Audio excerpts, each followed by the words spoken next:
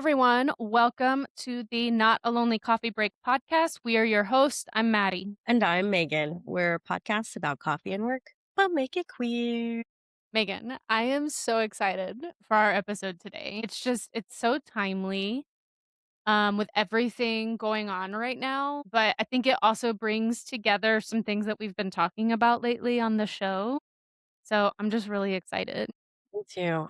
I'm so excited.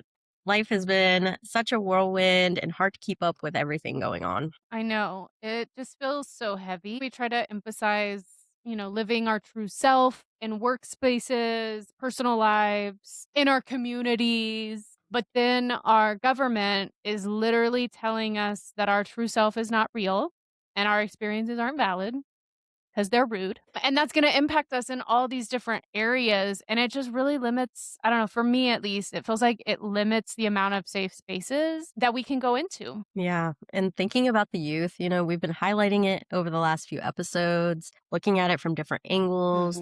I can't imagine the emotions that they're having and facing. Yes, we are in a world where information is flowing so fast and creativity is at a max, but then you have forces telling you no. So, just they're just trying to figure out who their true self is and wanting to be seen and heard. Absolutely. But thankfully today, we have the perfect guest to help us talk about our feelings. Woohoo! But taking care of our mental health and well-being is just so vital right now because we're impacted by so much. So joining us today is Amanda Esquivel. She's the owner and lead counselor at Room for Change. They have multiple locations around the Metroplex and even some out there in Houston. She also is the clinical director for Camp Haven, which is a camp designed for LGBTQ plus youth to have a safe space to go and meet other kiddos navigating similar things and be in an affirming and safe place. That is so incredible. I know. Welcome. We're thrilled to have you and really dive into the role that wellness plays in living our true selves. Amanda, thank you so much for being here. We're super excited, of course. But for our listeners who probably don't know, can you tell us a little bit about who you are and what drove you to the mental health field? Wow, that's such a big question. Well, my name is Amanda Esquivel. I'm a licensed professional counselor. I have worked in the field for about 20 years now, some in hospital settings and whatnot. And then about 12 years ago, started my own gig, which is called Room for Change. I am still a counselor, so I'm still seeing clients, but that's a little bit of my job now. The biggest part of my day is spent mentoring counselors in training and then also continuing to manage the business as we grow. We have 7 locations and 50 counselors at this point. So it's grown a lot beyond me. And then my second hat is the clinical director of Camp Haven. Mhm. But speaking of those two important hats, how do those roles do you feel like connect to you and the work that you do? So although I love having conversations with my clients, I also think it's so important that we reimagine conversation. We reimagine therapy for the modern age. So these two hats kind of come together because I get to do the talk therapy piece through the counseling practice, and then we reimagine therapy outside of these 4 walls in things like Camp Haven. And so Camp Haven is a manifestation of how can therapy transcend just conversations within the office. We also do retreats and we do what we call EMDR intensives, which is 20 hours of therapy over 4 days. Wow. So that's where it allows me to be creative and really meet in our field. We meet clients where they're at, and Yeah. reimagining therapy really allows us to meet clients where they're at emotionally, Mhm. physically. Mhm. I think that there's a lot of people who think therapy is just kind of like this one particular thing, or it's like mental illness, where it's just like at the extreme crisis. And especially like I come from a conservative background where it's like, hey, you just got to suck it up. But like, obviously, you can't just suck it up. One thing we really wanted to talk to you about was how, therapy is not always what people imagine it to be. What do you wish people understood about therapy and mental wellness? Yeah, so it's really important that people recognize that it's not just for people that are severely mentally ill. We can all use an impartial third party to weigh in on Mhm. things. And so, although I have these advanced degrees and extra letters behind my name, I think it's really important for people to just think like this is a chat with a person that has some background. And Mhm. I think for clients, when you package it that way, it's a lot more approachable. It's not this big looming like therapy with a Mhm. therapist. And they also think forever. And people don't need to be in therapy forever. And I am approachable, and this work is approachable. And when we scale it back and use words like Mhm. chat, and when we Mhm. use explanations like just come in for a session, it really just makes it that much more approachable. And I think Yeah. those things are really important. No, absolutely. I feels like it feels less scary. I know a lot of people are sometimes even just nervous. They're like, "Oh, well, I don't wanna go to a therapist because I don't wanna get in trouble by this Yeah. person. I don't wanna be told that I can't do this thing." And it's we shouldn't be thinking of our therapist as someone that's there to, like, get on to us about stuff, but they're You're right. gonna help us approach life in a way that might be beneficial to us. And Yeah. yes, there might be some things that we have to work through, but we're going to do it in a way that is helpful for you and realistic and achievable for you. They come with those fears and expectations because they're more than likely have had those experiences with Absolutely. friends, with family, with bosses, with teachers, Mhm. where they've been talked down to, and that element of control and unsolicited advice, and that's not what therapy is. Mhm. Uh, Mhm.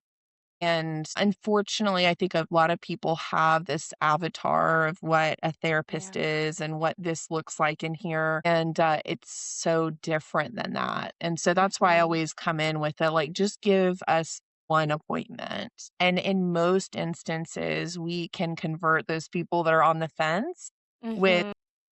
is this for me or not? Or are they going to tell me I'm crazy or that I'm doing things wrong? And usually in that first session, pretty quickly, they realize that we're not there to replicate the things that have happened in their personal lives. Mhm. Mhm. Yeah, I think when I first started going to therapy, I was like, I was going through a rough time. I think the other big part was because I was using my friends and my spouse to lean on for like these mental health challenges that I'm having. Mhm. Friends and spouses are not equipped to deal with your, issues. I mean, yes, we're there to vent to each other and listen to each other. But, when we start giving advice to each other, things don't change and like we still get Mhm. frustrated. And you don't want your personal relationships to go Right. crash down because you feel like something in your life isn't moving. And Yeah. I have to catch myself sometimes too when friends are venting to me. I'm like, I'm not their therapist. I'm just here to listen. Mhm. Mhm. Right. And Well, so, because I'm like, well, you should do this, but no, like definitely having someone who's like unbiased, just coming in and just seeing what you need is so helpful. yeah. And and the reason why that doesn't work is your spouse and your friends and family have their own feelings about what you're going through. Right. And that muddies their ability to really see like the forest for the trees. And therapists have feelings about their clients, but they're not as front and center when we're meeting with our Mhm. clients in the way that like your spouse just can't manage their own feelings about what you're going Right.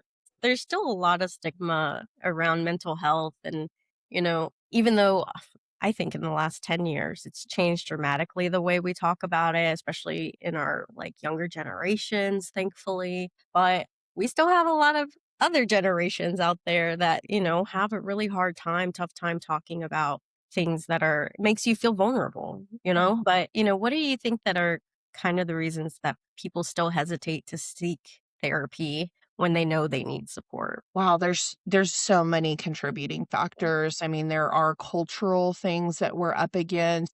We're up against cost as a barrier to accessing care. Even with insurance, there's going to be an out of pocket cost. I agree with you that we've come a long way. I Mhm. give some credit to like celebrities and influencers that have come out and said, I see a therapist, I take medication. I think that that has expedited the dissolving of the stigma, but that it very much is still there. Something I'll share with you, I read this article years ago that has just always resonated so much with me. The article was based off a study where they showed in the late 80s and early 90s, there was this huge push to identify the signs of stroke. And they came up with this acronym and they said, like, if you have any of these signs, you go directly to the ER. And it was actually stroke and heart attack. And through that initiative, they got the response time from onset of symptoms to presentation for medical care down to 1 hour. Like, we don't mess around with, like, if we think we're having a heart Right. attack or a stroke, you go directly to the hospital. Well, at the same time, they also followed people and asked them, what's the length of time you would sit with emotional discomfort before receiving help? So I just shared with you that they got down on the medical side for stroke and heart attack down to 1 hour. Any guesses as to how long it took people I to? I know the answer, so Megan, you go. Oh, Lordy. Okay, I'm gonna try being realistic. Like emotional stress, I think if you're going through it, maybe like a month or so. 7 to 10 years. What? Yes. 7 to 10 years. It is It's wild. insane. It's Yes. wild. And I this is an older article at this point. I would hope Mhm. that that number is dwindling down, but we still are up against some of the cultural things that I was mentioning and Mhm. then access to care. And I Right. hate to say this, but also there are some bad actors. There are some bad Yeah. therapists out. There Yeah, are. And for sure. so sometimes they can contribute to the stigma. Yeah. And so I am always so grateful when a new client comes into the office and they say, my last therapist was really terrible. And I say, I'm so glad you didn't give up on all of us. Yeah. Yeah, Mhm. I'm so glad that you didn't give up on this field as a whole because that was a negative experience. Mhm. Mhm. No, I yeah. love that. And yeah, I knew when you started talking about it, I was like, "Ooh, ooh." I talk about it sometimes when I teach mental health first aid classes. So, one thing we talk about on this show a lot, is workplace stuff, workplace stress, Mhm, toxicity, and we know that stress, it's inevitable, right? People are gonna be stressed about things here and mhm. there. And this is kind of a two-parter. The first part is how often do you see these issues show up in therapy? And the second part is how do we know when that stress is maybe moving more into something that's a little bit more harmful that maybe we do need to get a checkup about? Yeah. So if we're seeing an adult client, this is not an official study, but if we're seeing an Right. adult Mhm. client, almost 100% of the time, work is brought up. It's so much of our time, you Mhm. know, Mhm.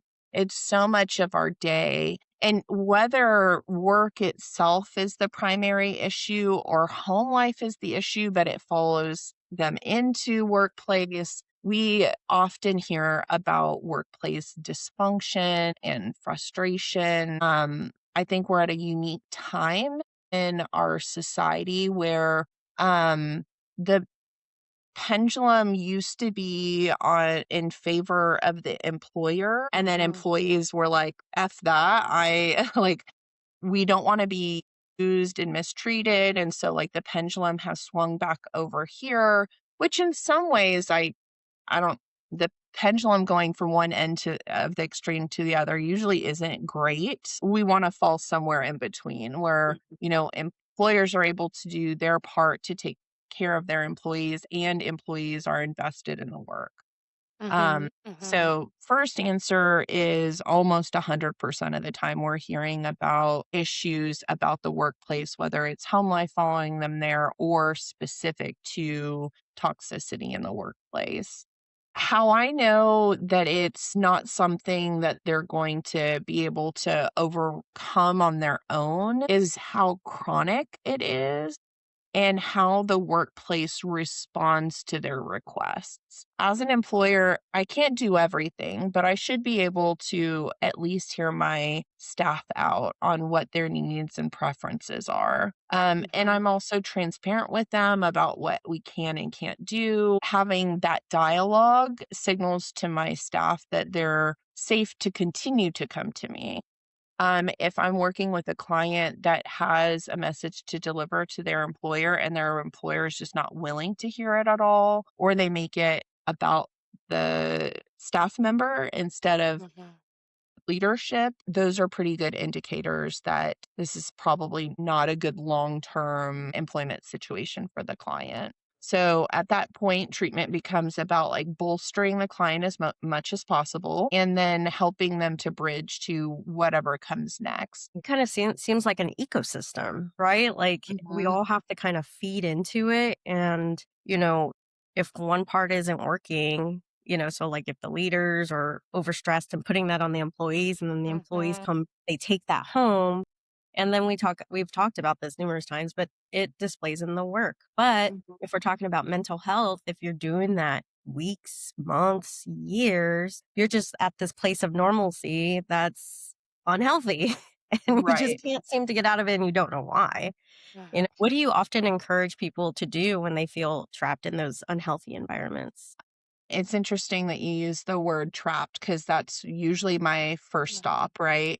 I want, regardless of what decisions will follow, I want my client to know that they're never ever trapped. I mean, they're not trapped. They have other options out there. Now, they may not be options that they want to pursue right now, but even the knowledge that that a client is not trapped can alleviate some of that stress. Even if they haven't made a decision to change, they haven't made Mhm. a decision to jump ship, just knowing this person doesn't have complete control over me and reminding Mhm. them that they are an adult and they have free will and they have these other options, even if that other option is less desirable in the moment. Like, what is the saying? Like, the devil you know is better than the devil you don't know. I think the first step for me is making sure that they understand that they do still have autonomy, they do still have free will, even if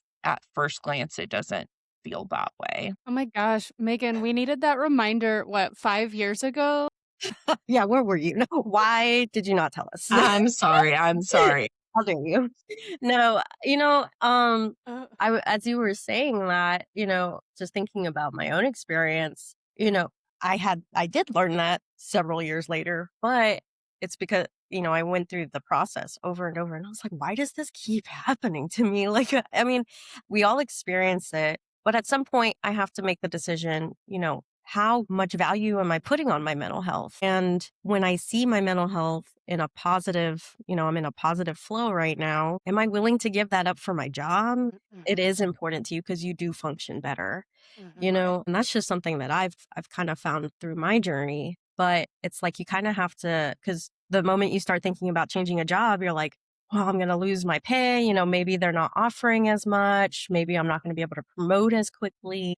The fear of meeting new people, and you're just like, you put that all into mix, but then you're like, if it's going to make me happier and I'm not going to be sick every single day and crying all the time, maybe that value, it is worth it to take a tiny cut Mhm. or, Right. exploring that other journey.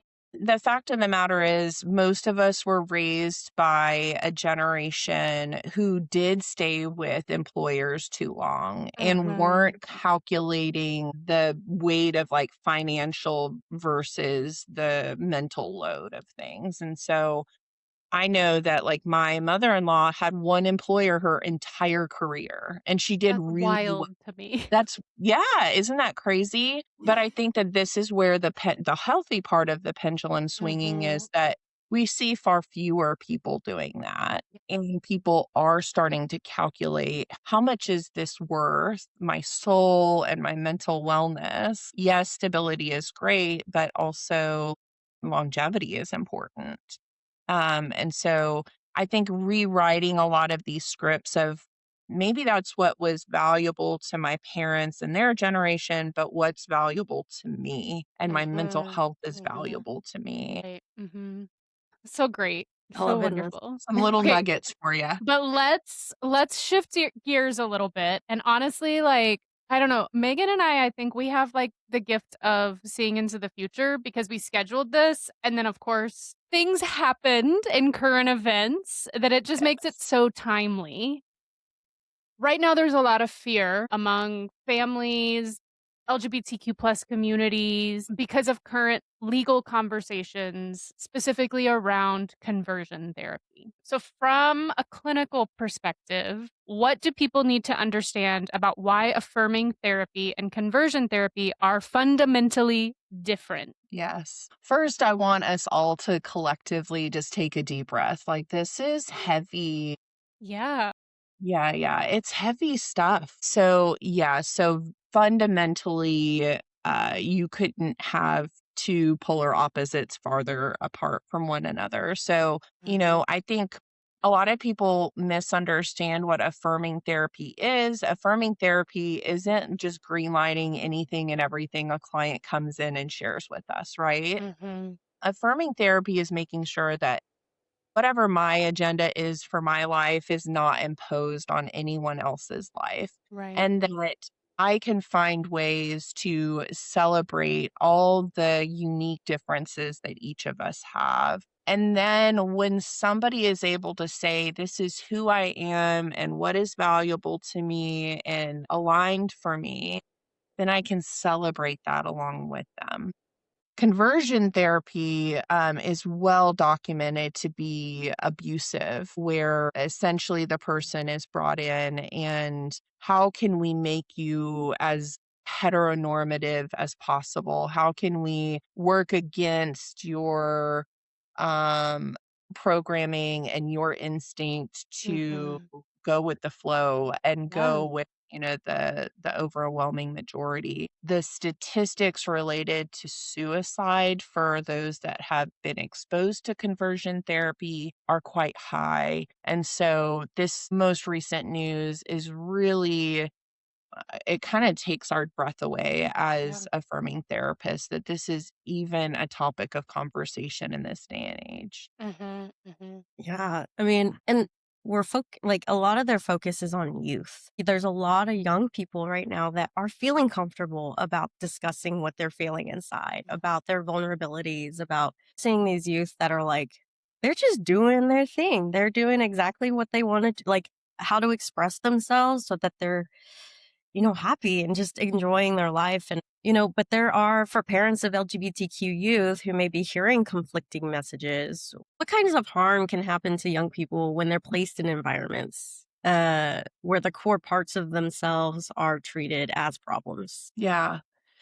So, in order to answer that question, I need to explain a very basic concept related to trauma. So, trauma is not what happens to someone, it's what they come to believe about themselves or about the wider world as a result of an event or a relationship. Hmm. So this is where we'll see like two people, they go through the same event and one is traumatized and one is not. Maybe the Hmm. one that's not traumatized is like, whoo, glad I made it out of that. Hope that never happens again. Right. And then they go skip into the sunset.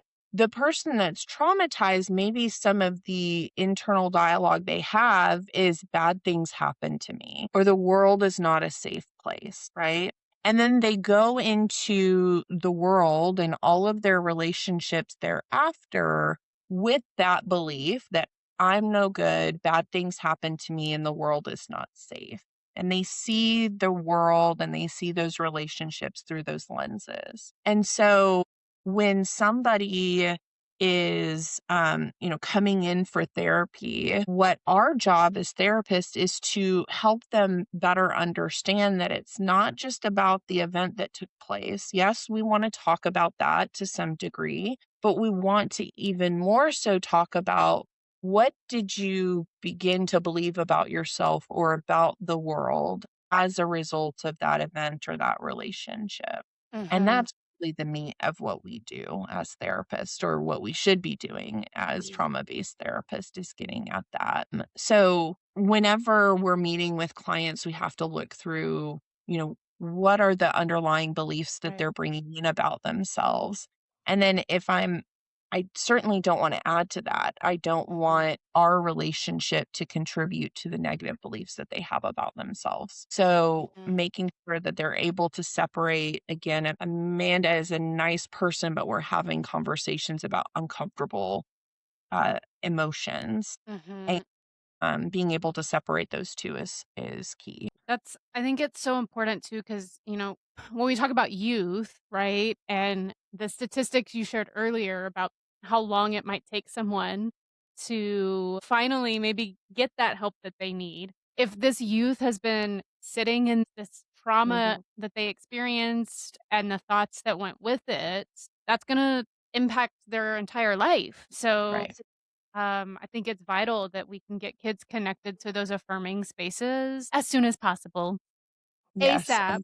ASAP, ASAP. And ASAP.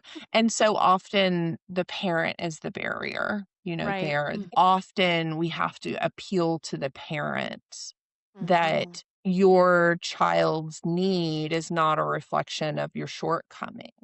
Mhm. You can be a great parent and your kid still needs someone Absolutely. else, a third party. Absolutely.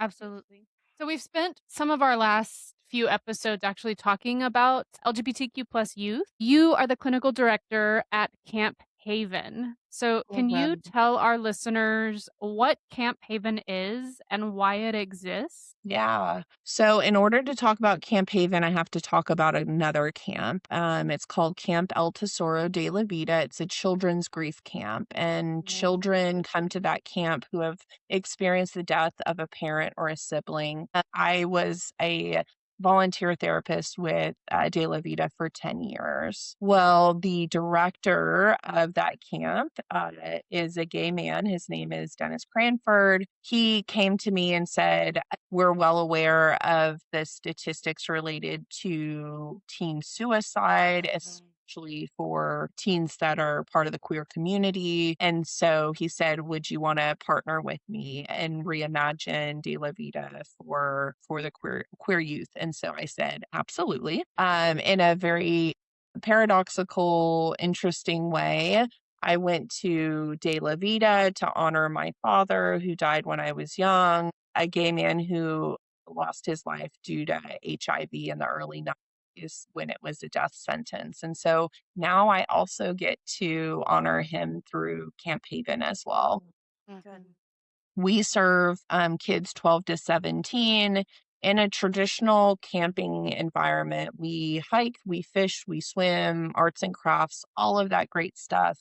And then an hour a day, they're in affirming therapy with therapists from Room for Change. So I bring a team of therapists from the practice who are well vetted, well trained, and we spend the week out there having lots of fun, and then also providing the therapy piece. That is so much fun. I think this is so great because what y'all are doing is preventative, and Mhm, it's so cool and beautiful that preventative care is just enjoying your life and mhm, being in those safe spaces and being around people who support you and what you feel inside. And so just knowing that there's youth out there that are experiencing those kinds of things and that they don't have to carry that weight and that grief for mhm, decades. mhm. Oh, it makes me feel better. I'm like, Well, and also they're Yeah. getting an opportunity to go to a camp and live their authentic self. Maybe some of them have been to a camp before, but they Mhm, weren't allowed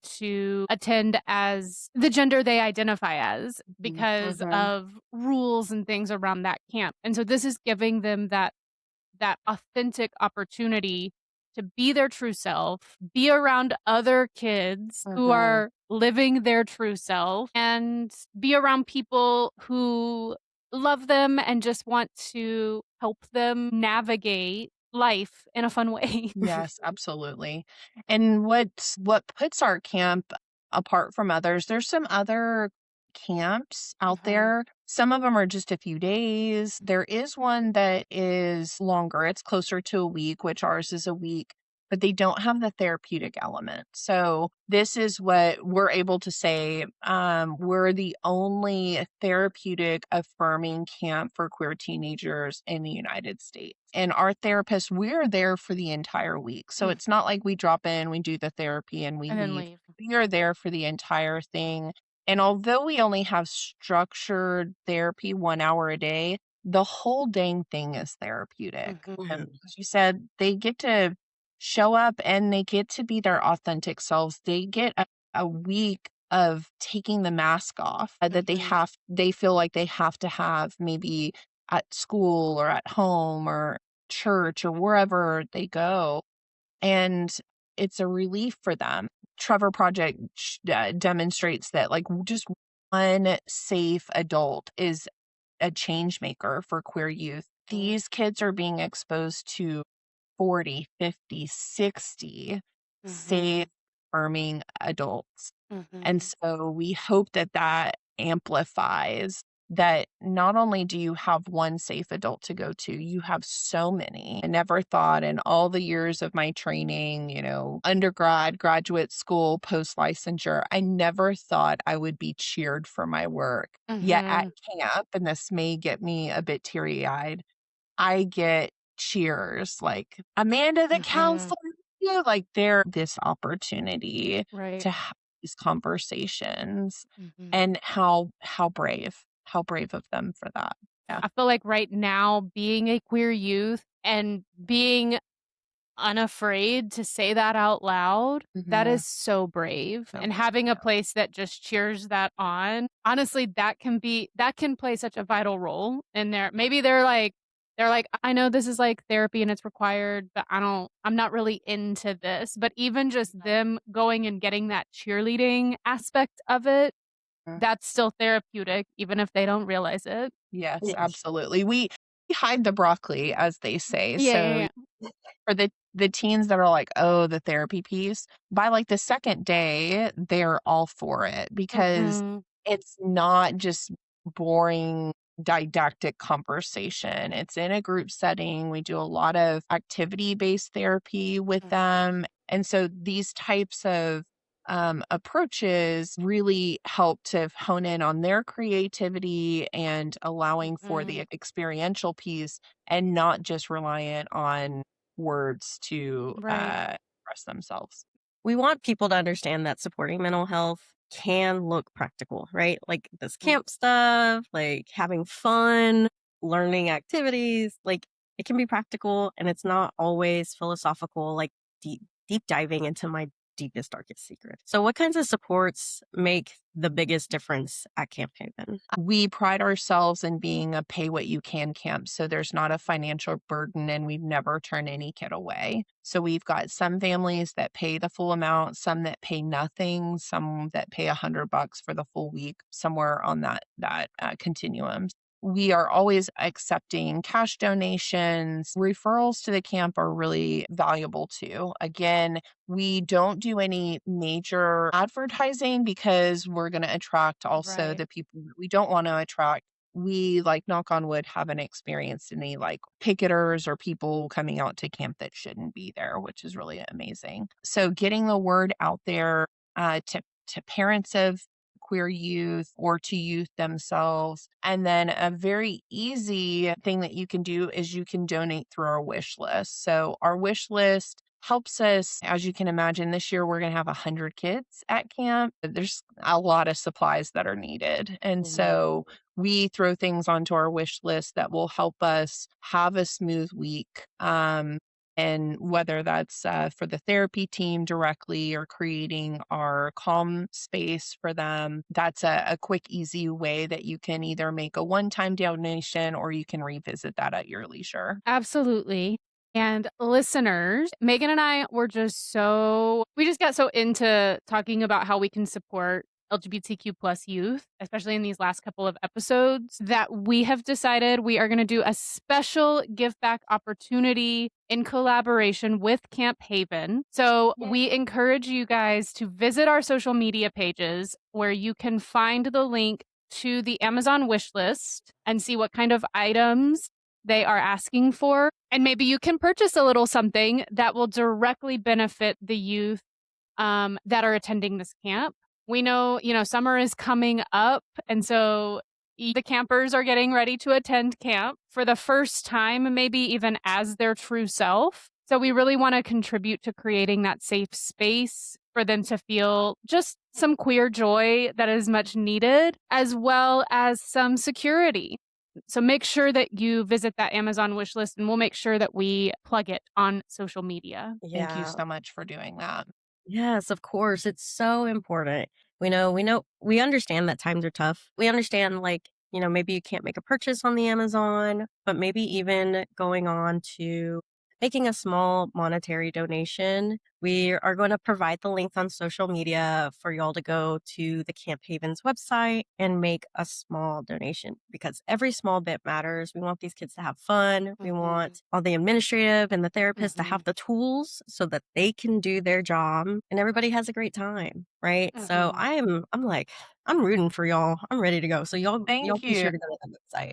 Yeah. Thank you so much. And what's so cool about the Amazon wish list is like usually if you make a cash donation somewhere, you don't know where it's going to be spent, right? You can say I donated, I don't know, therapy chairs. That's one of the things that are on the wish list this year, or I donated cold packs that we put in our therapy to go boxes. Right. So at the end of the week, the kid get a therapy to go box with tips and tools in it. So when they're experiencing stress at home, they have these immediate stress relievers to turn to. I loved this episode so much.